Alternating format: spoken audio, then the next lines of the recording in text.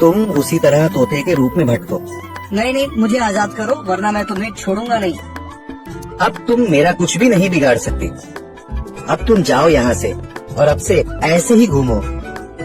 अब तुम्हें पता चलेगा कि दूसरों को दर्द देने में कैसा महसूस होता है।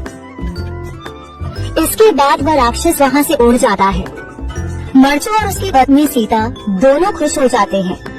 मर्चो पहले की तरह काम करने लगता है। वह और उसकी पत्नी दोनों खुशी खुशी जिंदगी गुजारने लगते हैं।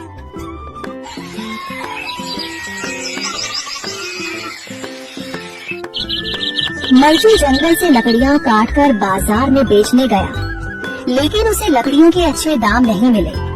इस पर मर्चो ने कहा, अरे भैया, इतने कम पैसे? इन पैसों में तो 2 वक्त का खाना भी नहीं मिलेगा। आप मुझे बहुत ही कम पैसे देते हैं।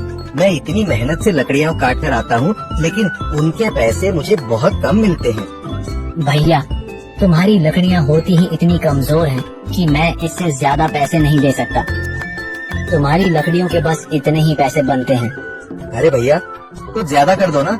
वो क्या है ना कि इन पैसों का तो कुछ भी नहीं आता। मैं अपनी जिंदगी कैसे गुजारूंगा? भैया, तुम जाकर अच्छी लकड़ियाँ लाओ, तभी इन लकड़ियों का अच्छा दाम मिल पाएगा, वरना इन लकड़ियों का तो यही दाम है। ये सुनकर मर्चो बहुत ज्यादा परेशान हो गया और पैसे लेकर किराने की दुकान से सामान खरीदकर घर आ गया। घर पहुंचते ही मर्चो की पत्नी सीता ने कहा, जी सामान ले आए आप? हाँ जी, सामान ले आया हूँ।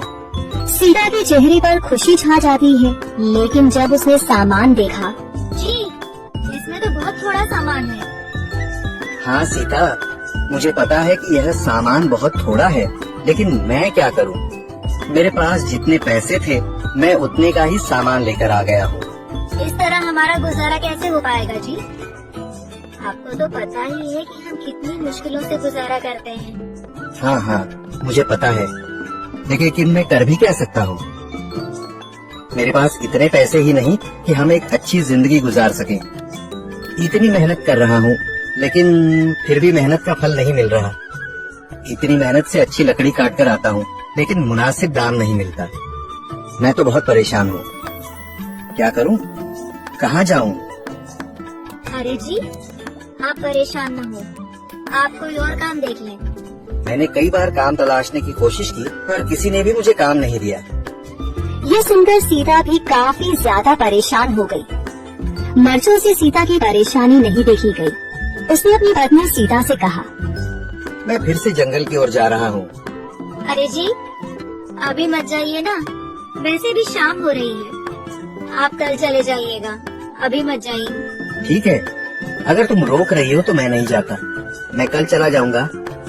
इसके बाद मर्चो गांव में घूमने के लिए चला गया।